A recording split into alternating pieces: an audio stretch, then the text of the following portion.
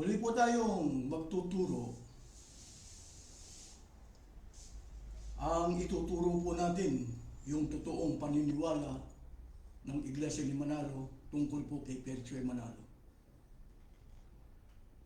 Ang totoong paniniwala nila kay Perchue Manalo, siya ang huling ministro ng Diyos sa kanila.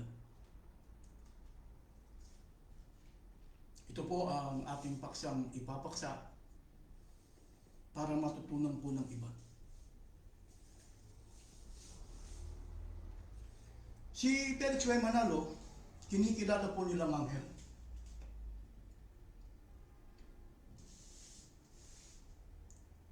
Yun daw pong kahulugan ng terminong anghel ay sugo.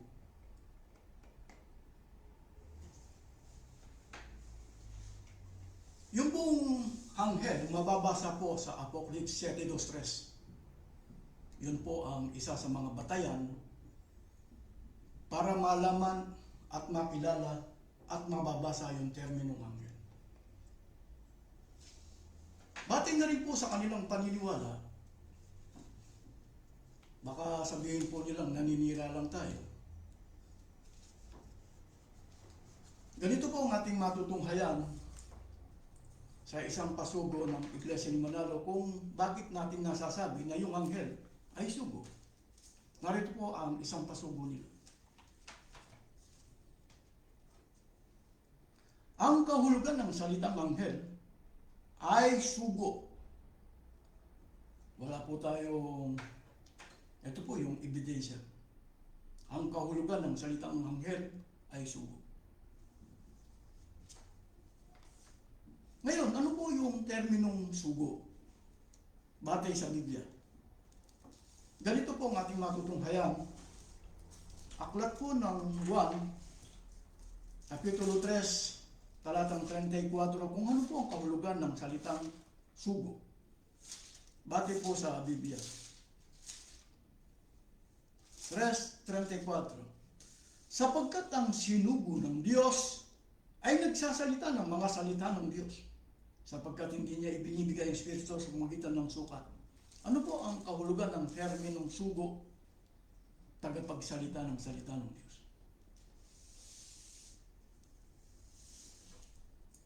Sino po ang kinikilala nilang anghel o sugo? Ano po ang kahulugan ng sugo? Tagapagsalita ng mga salita ng Diyos. Sino po yung kinikilala nilang anghel? Si Perchue Manalo. Anong pagkakilala nila? Sugo. Meron po kasi silang paniniwala na yung terminong sugo, nilagyan po nila ng terminong huling.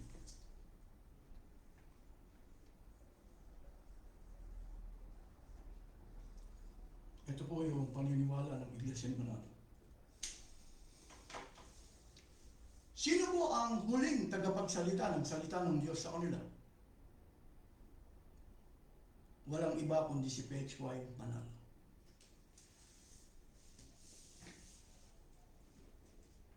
Kaya huling sugo.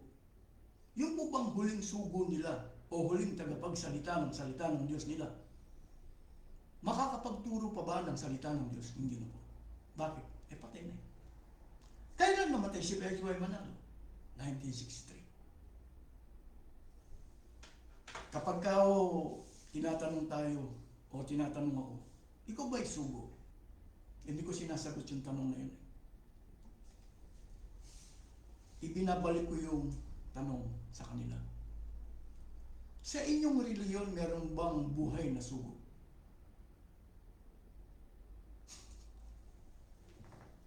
Bakit po? Baka sabihin nila naninira lang tayo. Sino bang pinapaniwalaan nilang huling sugo?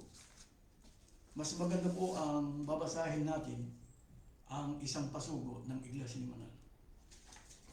Ganito po ang ating matutunghayan. Pangulong Tudling, ang huling sugo ng Diyos.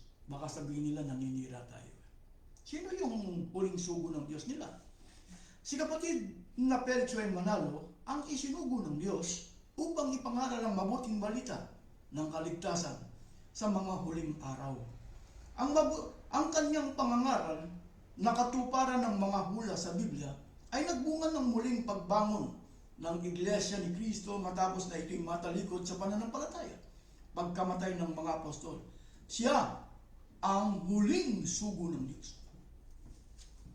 Sino po ang ipinakikilala nilang huling sugo o huling tagapagsalita ng salita ng Diyos? Si Petro Manalo. Makakapagturo pa ba ng salita ng Diyos ang huling sugo o huling tagapagsalita ng salita ng Diyos nila? Hindi na. Bakit? Patay niya. Anong nakikita natin dito? Naging sakim si Petro Manalo. Bakit? Ay huling sugo siya ng Diyos. Alam niyo po, pagka naghahamon tayo, kumisan tinatanong tayo kung magagawa natin lumaban sa mga ministro ni Manalo. Alam niyo po, matagal ko nang gustong makaharap ang mga ministro ni Manalo. Ang isa sa mga tema, sino ang handang magpakilala na si Petro Manalo huling sugo ng Diyos?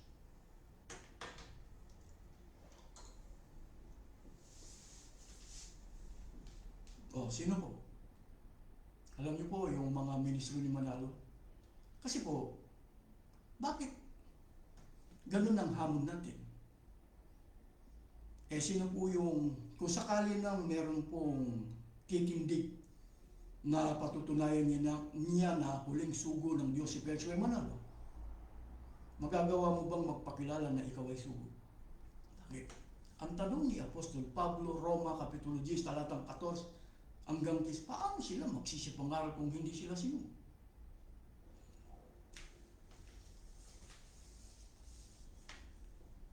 Sino bang may karapatan na magturo ng Ebanghelyo? Ang sugo. O ang sinugo. Nananatili bang nag-iisa ang sugo? Hindi po. Pasinin po natin. Sino po ang tunay na sugo? Ganito po ang ating mababasa sa aklat po ng Juan, Kapitulo 20. Sino ba ang tunay na sugo? At ano ang nagagawa ng tunay na sugo? Ganito po ang ating matutunghayan aklat po ng Juan, Kapitulo 20, talatang 21. Sinabi ngang muli sa kanila ni Jesus, kapayapaan ang sumainyo. Kung paanong pagkasugo sa akin ng Ama, ay gayon din naman sinusugo ko kayo. Ang tunay na sugo, walang iba kundi ang ating Panginoon Kristo. Hindi siya naging sakim sa tungkulin. Alam ni Kristo na siya'y aalis. Alam ni Kristo na siya'y mamamatay. Para magpatuloy yung pagtuturo, anong nagagawa niya? Nagsusugo. Kaya dumarami yung sugo sa loob ng tunay na iglesia na kanyang pag-aari. Kaya lahat ng tagapagturo sa loob ng tunay na iglesia na pag-aari ni Kristo, magpapakilala po mga sugo. Anong basihan?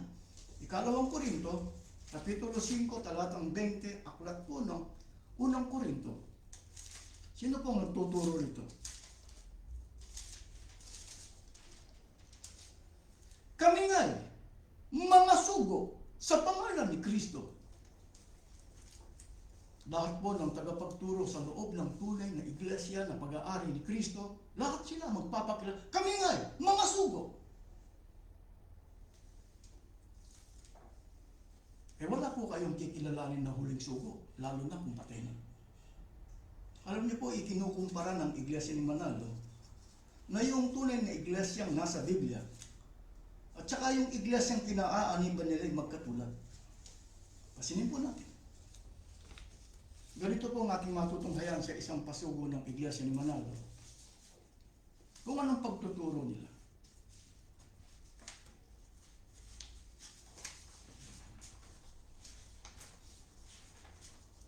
In the first century, the early Christian, ito po yung tunay na iglesia ni Kristo na itinuro ni Kristo.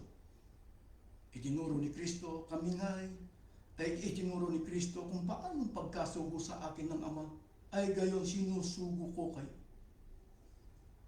Nakarating sa dako ng kami mga sugo sa pangalan ni Kristo. Sa iglesia ni Manalo, Sino pong huling sugo nila? Si Petro Manalo. Pasilin po natin. In the first century, the early Christian held the value and the truth about the Church of Christ in these last days. Member of the Iglesia ni Cristo, do the same. Magkatulad po ba? Ano ang isa sa mga katangian ng tunay na Iglesia ni Cristo? Kami nga mga sugo sa pangalan ni Cristo. Sa Iglesia ni Manalo, si Petro Manalo, huling sugo ng Diyos sa kanila. Yung po bang nagtuturo na si Petro ay huling sugo, pwede po ba siyang magpakilalang sugo? Hindi na. Kaya kapag hinahamon natin sila na, o sinong handang magpakilala na si Petro ay huling sugo, walang lumalaban.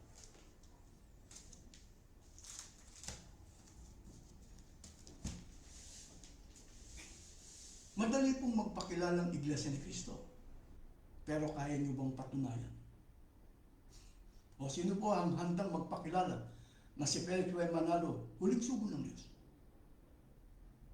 O huling tagapagsalita ng salita ng Diyos?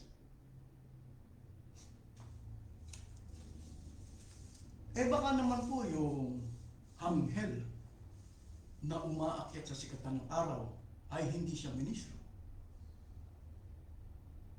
Mas maganda po ang Iglesia ni Manalo ang sasagot o magtuturo.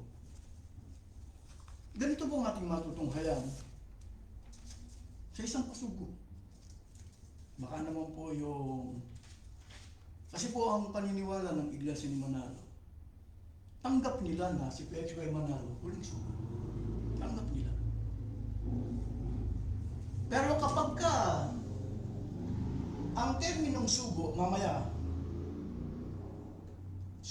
terminong sugo, ang ibang termino nito, ministro. Sino po magpapatotoo? Iglesia ni Manalo. Ganito ang ating matutunghayan sa isang pasugo, hindi mauunawa ng kahit na sino na lamang. Ang sumulat po nito ay si Emiliano P. Magtoto sa inyo. Pansinin po ninyo kung anong pagtuturo nila. Ito po. Ang ibang anghel na inuhulahan sa Apocrypha 7:2 ay tao. Sa likas na kalagayan, siya ay tao, ministro ng Ebanghelyo. Baka akala nila, mayroon pong pagkakaiba yung terminong sugo tsaka yung terminong ministro. Wala. Binasa ko na kanina ang 3:34 ng 1. Babasahin ko po ang Colosas 1:25. Ganito ang ating matutunghayan. Paborito ng Iglesia ni Manalo ito. Colosas 1:25, pasinin po ninyo kung anong kahulugan ng terminong ministro. Na ako'y ginawang ministro nito, ayon sa pamamahala na mula sa Diyos na ibinigay sa atin para sa inyo, upang maipahayag ang salita ng Diyos. Ano po ang kahulugan ng terminong sugo? Tagapagsalita ng salita ng Diyos. Ano ang kahulugan ng terminong ministro? Upang maipahayag ang salita. Iisa. Kaya nga po, pagka ikinilala ninyong huling sugo, si Petro Manalo, dito tanggap nila. Pero ang totoong paniniwala ng Iglesia ni Manalo, kay Petro Manalo, huling ministro ng Diyos.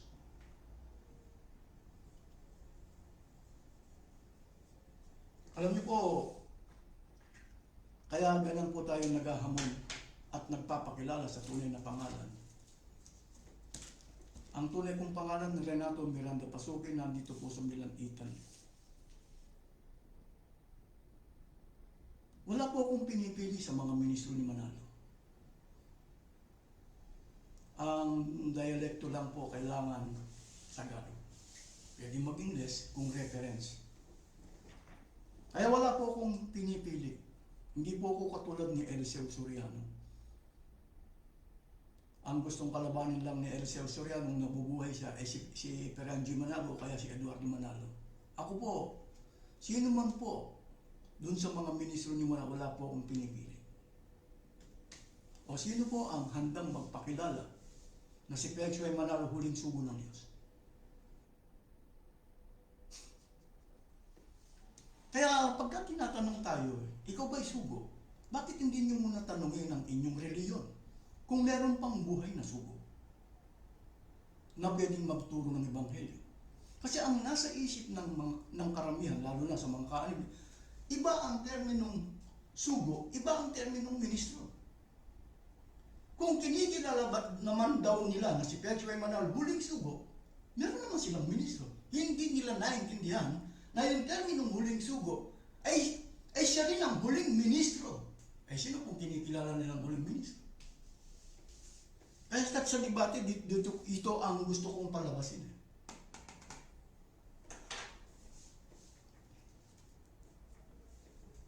Kaya, alam niyo po, ang isa sa mga paborito, ang ginamit nila, o ang ginagamit nilang talata ay yung Apocalypse 7:2-13. Paborito pa nila yun. Alam niyo po, pinatay nila ang paniniwalang ito. Ilan ang anghel, ilan ang sugo, ilan ang ministrong umakyat sa sikatan ng araw? Mas maganda basahin natin. Ang akala nila, mananatiling isang anghel. Hindi po. Papasinin po ninyo, batay po sa pagtuturo ng Apocalypse 7:2-13, pasinin po ninyo kung anong nakasulat dito. At nakita ko ang ibang anghel na umakyat mula sa sikatan ng araw, nataglay ang tatak ng Diyos na buhay. At siya'y sumigaw ng tinig na malakas sa apat na anghel na pinagkalooban may pahamak ang lupa at ang dagat, na nagsasabi, huwag ninyong ipahamak ang lupa, kahit ang dagat, kahit ang mga punong kahoy, hanggang sa amin matatakan ng kanilang mga noo ang mga halipin ng ating Diyos. Ilan ang anghel ang mag-uumpisa po sa isa? Ilan ang sugo mag-uumpisa sa isa? Ilan ang ministro mag-uumpisa sa isa? Darami sila. Ang banggit po, amin. Pero bakit nila kinilalang huling sugo si Petro Manalo? O huling ministro ng Diyos si Petro Manalo? May dahilan yan. Kumbaga si Manalo o yung mga ministro, pinatay nila ang turong ito. Apocalypse 7, pinatay nila. Alam niyo po kung bakit. Meron pong dahilan si Manalo o yung anak niya na si Perangi Manalo kung bakit ipinakilala nila na si Petro Manalo huling sugo, huling ministro ng Diyos. Ito po yung dahilan.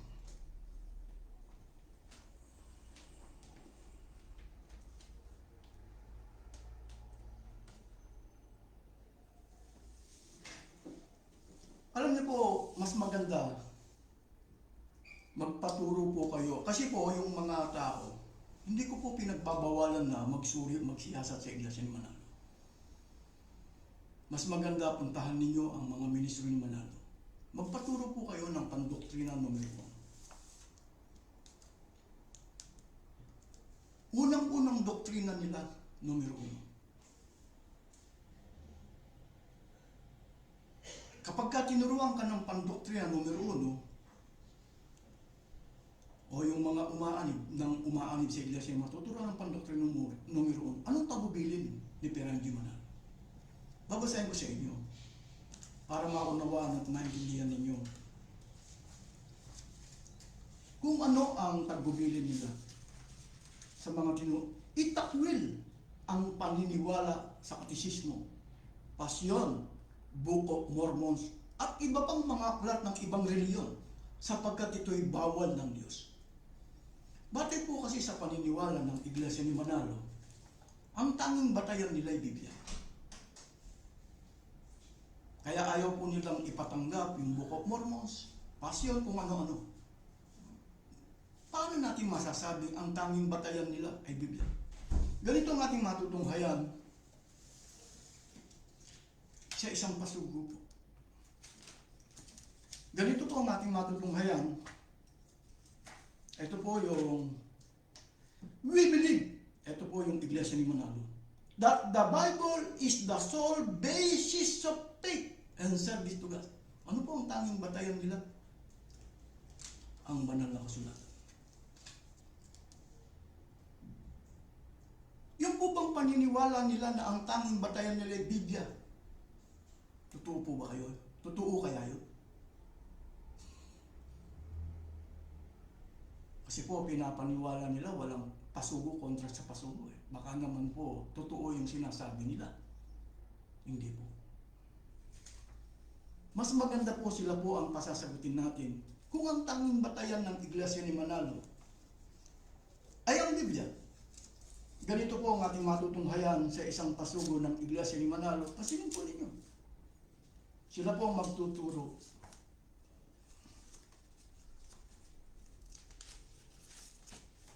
Kung ang tanging batayan nila, kumbaga, yung turong itinuro nila, sinalungat nila, kinalaban nila. Unity with the Church Administration. Ang sumulat po nito ay si Pelhon B. Puentes. Issue noong January hanggang February 1991, Volume 43, Number 1. In no way should these administrative rules of the Church contradict the doctrines of Holy Scripture, lest the very purpose of commissioning the Church Administration would have been defeated. Ang tanging batayan ba ng Iglesia ni Manalo Biblia? Hindi po. Hindi po. Ano po ang ginagawa nila? Nagbuo po kasi sila ng tinatawag na Church Administration. Ito pong Church Administration, mga tao to, sa pangunguna po ng Executive Minister. Ano pong ginagawa nila? Gumagawa sila ng administrative rules para ipakilala, ipatupad sa mga miyembro. Ano po ang nakikita natin? Dati po ang paniniwala ng Iglesia ni Manalo, God rules. Ito po ang terminong God rules at saka yung administrative rules, magkatulad ba? Ito pong God rules, galing sa Diyos ang turo. Itong administrative, saan turo? Saan mula? Nasa Quezon City lang po. Ito yung tinatawag nilang Church Administration. Nag-uopisina po sa Quezon City. Anong paniniwala nila sa kanilang pasugo? God rules forever. Pagka nilagyan mo ng forever, hindi mo pwedeng palitan ng administrative rules.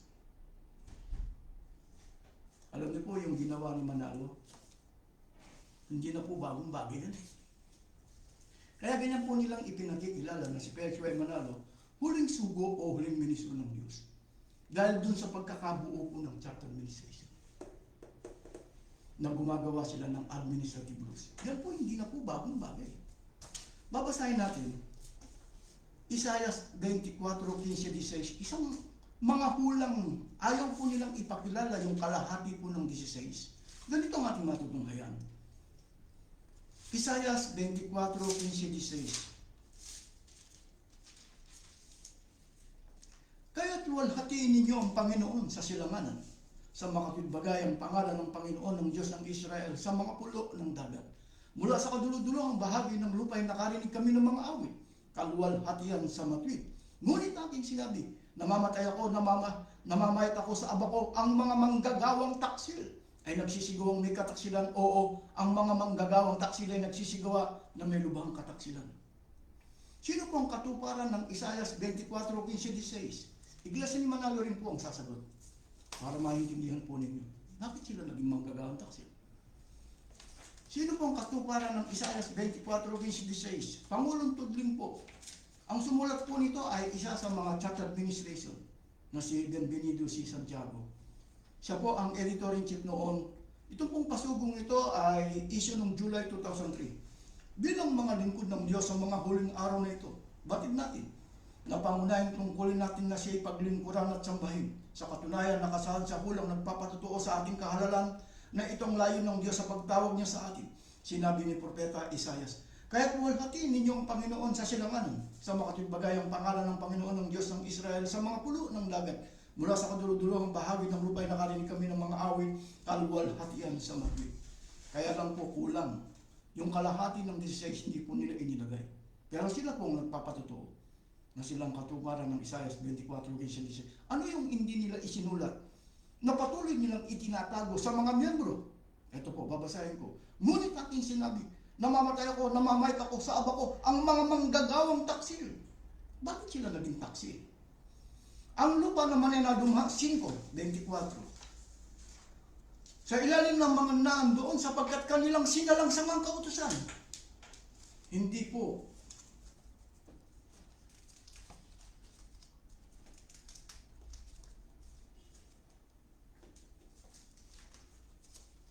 Ito po yung pasugo.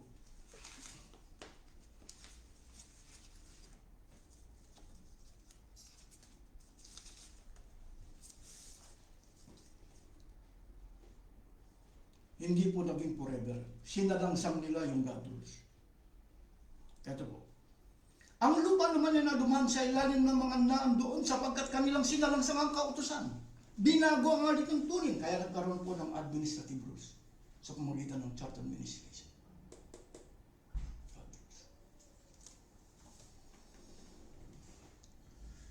Sinira ang walang hanggang tipag, kaya naging manggagawang taksil sila sa harap ng Diyos. Ganyan po nilang ipinakikilala na si Felix Y. Manalo, huling sugo ng Diyos o huling ministro ng Diyos.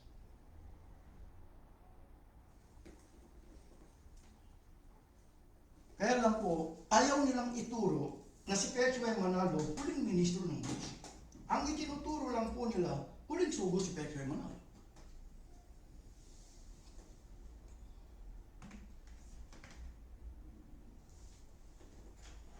Kaya marami pong nagtataka. Kaya ang ikatlong bahagi, hindi po nanatiling bayan ng Diyos. Hindi nanatiling nasa uring iglesia ni Kristo. Dahil doon sa pagkakatatag o pagkakabuo ng church administration. Alam niyo po, kaya ganyan si Manalo, si Perangi Manalo, bago namatay si Perangi Manalo, gumawa siya ng 10 utos. Kung ang tunay na Diyos gumawa ng 10 utos, si Manalo gumawa siya ng 10 utos. Ginaya ang mga miyembro. Ano po ang isa sa mga 10 utos? Huwag lalaban sa pamamahala. Ano man ang matutuklasan mo na pandaraya ng ginagawa ng church administration o yung tinatawag na pamamahala, hindi mo siya dapat kalabanin. Kasi utos, huwag lalaban sa pamamahala. Kaya tinuturuan ng mga kaanib, obey and never complain nitong mga church administration. Alam niyo po, kung papansinin natin, sa tunay na iglesia ni Kristo, pwedeng kalabanin ng tunay na tagapagturo. Kailan siya pwedeng kalabanin? Pero sa iglesia ni Manalo, hindi pwedeng kalabanin. Bakit? Dutukutin ka ng mga Kristo. Ang babasahin ko po sa inyo, aklat po ng Galacia, Kapitulo 1, talatang 8 hanggang 9. Pansinin po ninyo. Ang tunay na tagapagturo, pwede siyang kalabanin. Pero sa iglesia ni Manalo, yung kinikilala nilang tagapangsiwa, tagapamahala, hindi pwedeng kalabanin. Bakit? May utos siya. Pero yung tunay na tagapagturo, pwedeng kalabanin. Kailan? Galacia Kapitulo 1, talatang 8 hanggang 9. Datapot kahimot kami o isang anghel na mula sa langit, ang mangaral sa inyo ng anumang ebanghelyo na iba sa aming ipinangangaral sa inyo ay matakot. Ayon sa aming sinabi ng una, ay muling gayon ang aking sinasabi ngayon. Walang pagbabago. Kung ang turo mo nung una ay God rules, kailangan mananatiling forever. Kapag ka napalitan ito ng itatakwil lang. Ibig sabihin, nagbago. Kaya nga po maraming nagagalit sa akin. Kaya bago niyo po ako tanungin, ikaw ba'y sugo? Magsuri muna kayo sa inyong religion. Pero mas maganda sagutin natin yung tanong, ikaw ba'y sugo? Ikaw ba'y may karapatan na mangaral? Ang babasahin ko po sa inyo, alam niyo po, ito po ang aking tungkulin o karapatan kung bakit ako nagtuturo. Isaiah 41:25, pasinin po ninyo. May ibinangon ako mula sa hilagaan at siya'y dumating mula sa sikatan ng araw ay tumatawag siya sa aking pangalan.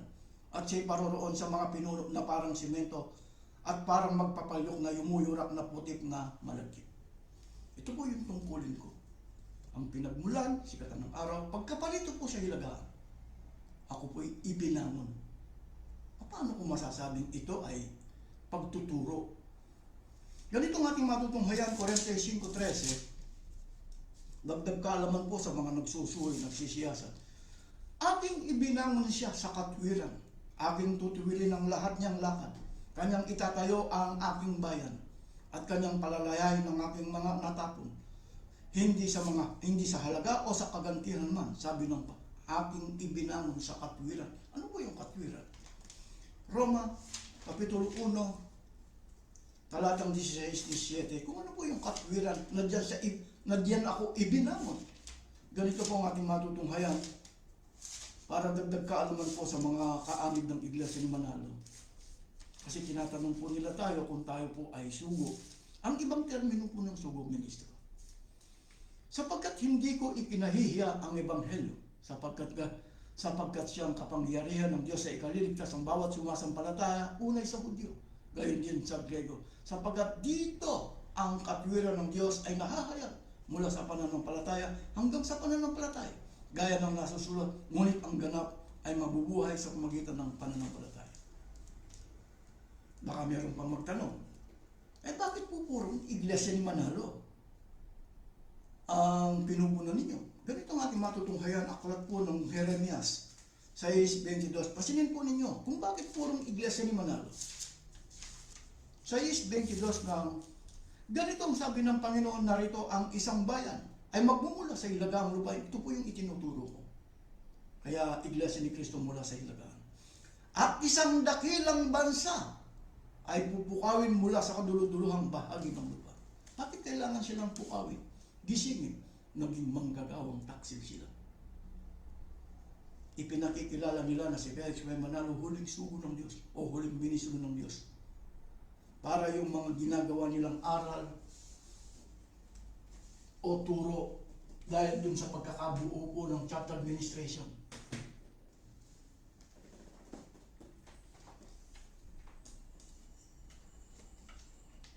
Dahil po dun sa pagkakabuo ng tinatawag na chapter administration, gumagawa sila ng administrative rules na kanilang ipinakikilala, ipinatutupad sa mga miyembro. Kumbaga, hindi na po God rules ang kanilang sinusunod, napalitan. Ang ipinalit, administrative rules.